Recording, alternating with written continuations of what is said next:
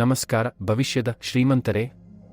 ಒಂದು ಪ್ರಶ್ನೆ, ನಿಮ್ಮ ಬ್ಯಾಂಕ್ ಖಾತೆ ನೋಡಿದಾಗ ಹಣ ಎಲ್ಲಿಗೆ ಹೋಯಿತು ಅನ್ನಿಸಿದಂತಿದೆನಾ? ಇನ್ನು ಮುಂದೆ ಅದು ಬದಲಾಗಲಿದೆ. ಇಂದು ನಾನು ನಿಮಗೆ ಆರ್ಥಿಕ ಬೆಳವಣಿಗೆಯ 3 ಪ್ರಮುಖ ಹಂತಗಳನ್ನು ಹೇಳ್ತೀನಿ. ಇವು ನಿಮ್ಮ ಜೀವನದ ಆರ್ಥಿಕ ನಕ್ಷೆ ಬದಲಾಯಿಸಬಹುದಾದ ಅಸ್ತ್ರಗಳು. ಒಂದು ಮಾತು ನೆನಪಿಟ್ಟುಕೊಳ್ಳಿ, ಆರ್ಥಿಕ ಸ್ವಾತಂತ್ರ್ಯ ಒಂದು ರಾತ್ರಿಯಾಗುವುದಿಲ್ಲ, ಆದರೆ ಅದು ನೀವು ಇಂದು ತೆಗೆದುಕೊಳ್ಳುವ ನಿರ್ಧಾರದಿಂದ ಆರಂಭವಾಗುತ್ತದೆ. ಅಂತಿಮವಾಗಿ ನೀವು ವಿಜಯಿಗಳಾಗಬೇಕಾ? ಹೌದಾದರೆ ಬನ್ನಿ ಪ್ರಾರಂಭಿಸೋಣ. ಮೊದಲು ಆರ್ಥಿಕ ಅಸ್ಥಿರತೆ ಬಗ್ಗೆ ಮಾತನಾಡೋಣ. ನೀವು 20ರ ಹರೆಯದಲ್ಲಿದ್ದೀರಾ ಮತ್ತು ಸಮಯ ಪ್ಲಂಟಿ ಇದೆ ಅಂತ ಭಾವಿಸುತ್ತೀರಾ. ಆದರೆ ಸತ್ಯವೇನೆಂದರೆ ಪ್ರತಿ ಕಳೆಯುವ ದಿನ ನಿಮ್ಮ ಶ್ರೀಮಂತಿಕೆಯ ದೂರವನ್ನು ಹೆಚ್ಚಿಸುತ್ತಿದೆ. ಕಲ್ಪನೆ ಮಾಡಿ, 40ರ ವಯಸ್ಸಿನಲ್ಲಿ ಬ್ಯಾಂಕ್ ಬ್ಯಾಲೆನ್ಸ್ ನೋಡಿ ವಿಷಾದಿಸುತ್ತಿರುವ ನಿಮ್ಮನ್ನು. ಅದು ಭಯಾನಕ ದೃಶ್ಯ ಅಲ್ಲವೇ? ಅದರ ಮುನ್ನೆಚ್ಚರಿಕೆ ಏನು? ಇನ್ನು ತಡ ಮಾಡಬೇಡಿ. ಈ ಕ್ಷಣದಿಂದಲೇ ಶುರು ಮಾಡಿ. ನಾನು ಇನ್ನೂ ಮುಂದಿನ ವರ್ಷ ಆರಂಭಿಸುತ್ತೀನಿ ಅಂತ ಯೋಚಿಸ್ತಾ ಇದ್ದೀರಾ? ಹೌದು, ಹೀಗೆ ತಡ ಮಾಡಿದ್ರೆ ನಿಮ್ಮ ಹಣ ನಿದ್ದೆಯಲ್ಲೇ ಮುಚ್ಚಿಕೊಳ್ಳುತ್ತೆ.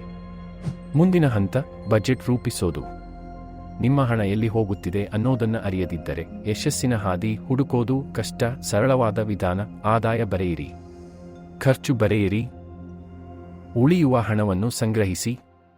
ಹಣವನ್ನು ವಿಸ್ತಾರಗೊಳಿಸಲು ಬಜೆಟ್ ಮುಖ್ಯ ಸಾಧನ. ಹರಜಾಸಿ ಕಾಫಿಗೆ ತಿಂಗಳಿಗೆ $100 ಹಾಕುತ್ತಿದ್ದೀರಾ ಅಂತ ಕೇಳಿದ್ರೆ ಅದರಿಂದ ವರ್ಷಕ್ಕೆ ಹೊಸ ಲ್ಯಾಪ್ಟಾಪ್ ಬಂತು ಅಂದ್ಕೊಳ್ಳಿ. ಬಜೆಟ್ ಮಾಡಿದ್ಮೇಲೆ ಅದನ್ನು ಬಿತ್ತಣ ಮಾಡುವ ಸಮಯ. ಹೂಡಿಕೆ ಮಾಡದೆ ಸಂಪತ್ತು ಬರುವುದಿಲ್ಲ. ಹೂಡಿಕೆಗೆ ಆರಂಭಿಸಲು ಫ್ಲೆಕ್ಸಿಬಲ್ ಆಯ್ಕೆಗಳು, ಬಹುಪಾಲು ನಿಧಿಗಳು, ಸೂಚ್ಯಂಕ ನಿಧಿಗಳು, ಇಟಿಎಫ್ಗಳು. ತಿಂಗಳಿಗೆ $50 ಅಥವಾ $100 ಹೂಡಿಕೆ ಮಾಡಿದರೂ ಸಾಕು. ಕಾಲಕ್ರಮದಲ್ಲಿ ಅದು ಹಣದಿಂದ ಹಣ ಹುಟ್ಟಿಸುವ ಮಾಯಾಜಾಲವನ್ನು ಸೃಷ್ಟಿಸುತ್ತದೆ. ಆದರೆ ಇಲ್ಲಿ ನಿಲ್ಲೋಣ.